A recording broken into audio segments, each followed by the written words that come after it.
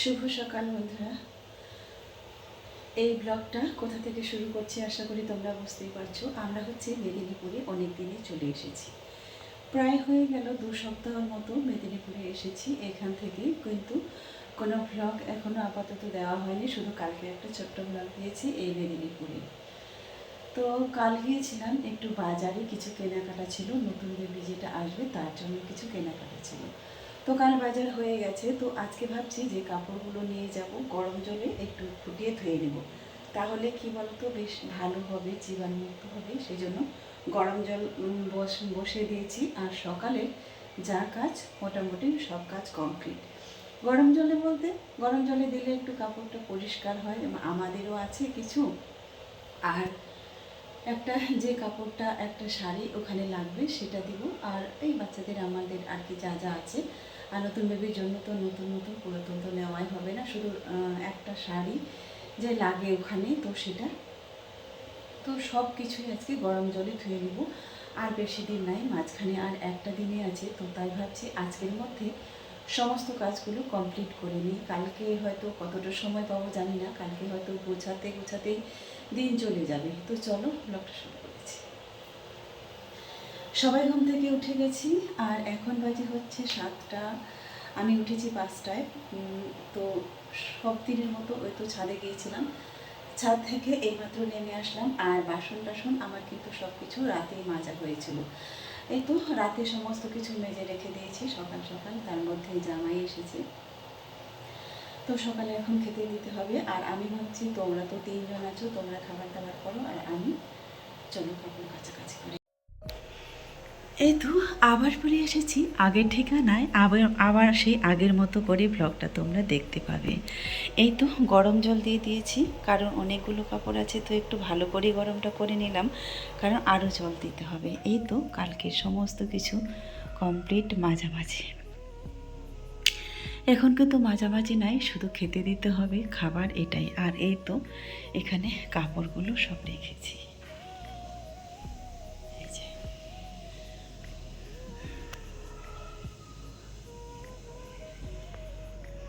বাইরে আজকে রোদ উঠেছে, জানি না যে কতটা রোদ হবে কিনা। এই কাপড়গুলো হচ্ছে মোছামুছি যে করা হয় সেগুলোই।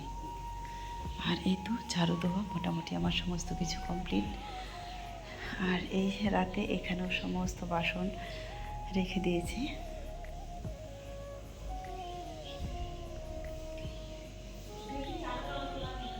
উঠেনি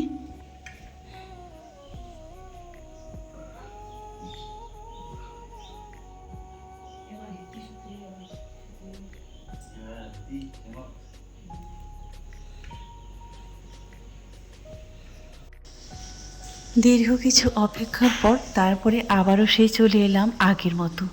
যতই চেষ্টা করি না কেন সেই আগের মতো ব্লগ দিব, সেটা কিন্তু বিশ্বাস করো আর হয়ে ওঠে না। এটা কিন্তু বহু আগের ভিডিও, আগের বলো আর পরের বলো, যাই হোক সব মিলিয়ে তো দীর্ঘদিন একটা হয়ে গেল, তাই না?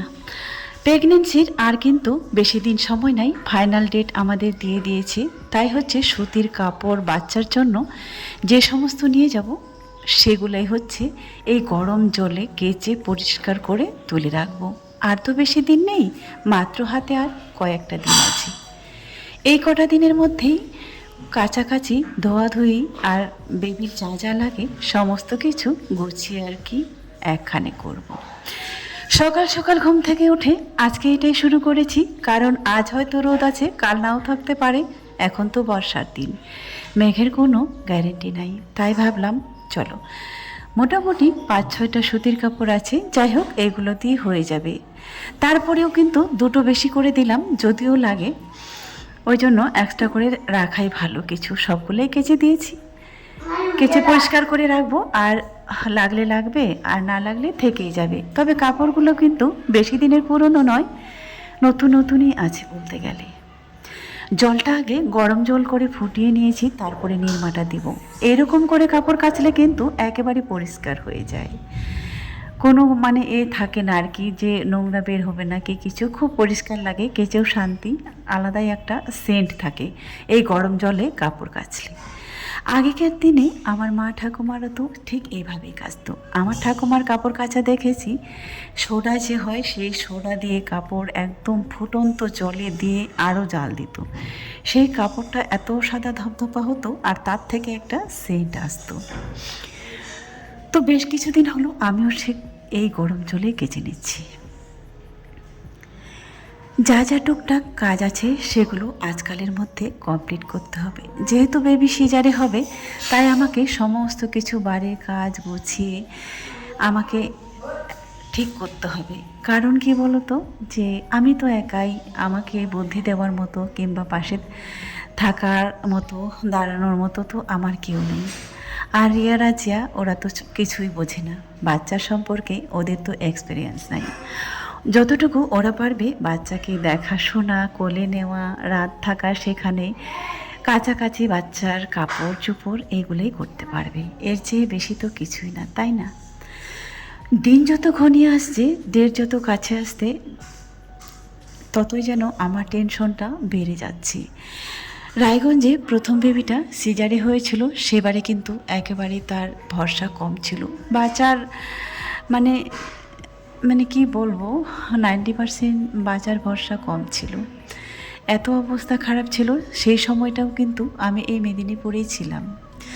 আমি বলেছিলাম যেহেতু নর্মালি হবে, ঠিকঠাকভাবে হয়ে গেলে হয়তো তারপরের দিনে যাব। ঠিক এরকম ছিল আমাদের পরিকল্পনা, কিন্তু না।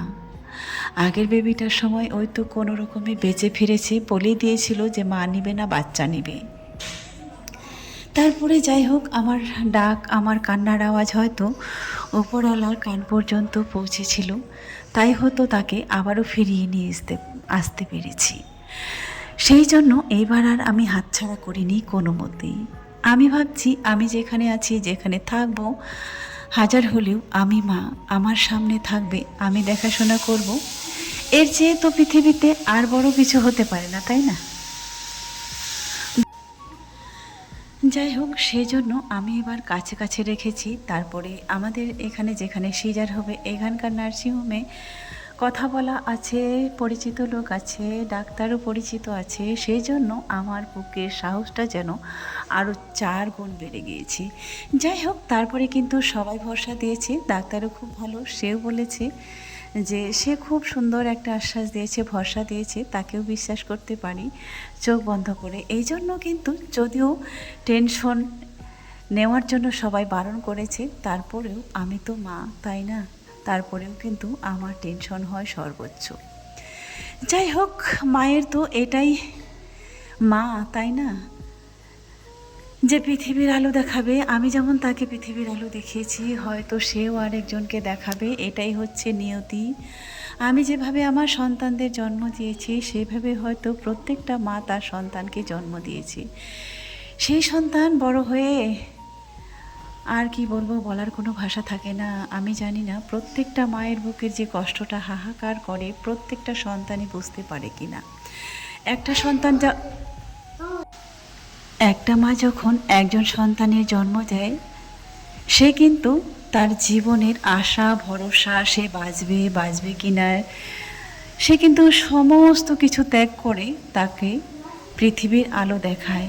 তারপরেও সে সন্তানগুলো বড় হয়ে, প্রত্যেক সন্তানের কথা বলছি না, তারা কিন্তু বড় হয়ে মাকে আর মাই মনে করে না। আজকে যদি প্রত্যেকটা সন্তান পৃথিবীতে যদি সেই কষ্টদায়ক মরণ খেলাটা বুঝতে পারত, তাহলে হয়তো এই দুনিয়াতে হয়তো বৃদ্ধাশ্রমেই থাকতো না, আর প্রত্যেকটা বাবা মাকে হয়তো বৃদ্ধাশ্রমে গিয়ে থাকতে হতো না। এটাই তো নিয়তি, তাই না? যাই হোক, আমরা মায়ের কর্তব্য আমরা মায়েরা করে যাই। সন্তানের যেটা কর্তব্য তারা কতটা করবে জানি না। কাপড় কাচতে কাচতে খুব খিদা পেয়েছিল, ভাবলাম একটু মুড়ি খেয়ে নিই, তারপরে বাকি কাজগুলো করব। আমার এই ছাদের উপর থেকে দাঁড়িয়ে এই পুরো মেদিনীপুর শহরটাকে দেখা যায়, আর এখান থেকে দাঁড়িয়ে যখন পুরো শহরটাকে উপলব্ধি করি, তখন যেন প্রাণটা জুড়িয়ে যায়। সত্যি, আমার বাড়ি কোথায় আর আমি আছি কোথায়? আমি দাঁড়িয়ে আছি এই 3 তলার উপরে। 3 তলার উপর থেকে দাঁড়িয়ে পুরো শহরটাকেই দেখা যায়। তারপরে তো একটা এমন সময় পার করছি, জীবনের ঝুঁকিপূর্ণ একটা জীবন। যাই হোক, তোমরা সবাই অনেক অনেক আশীর্বাদ করেছো, অনেক অনেক দোয়া করেছো, তাই হয়তো আজকে সাকসেস হতে পেরেছি।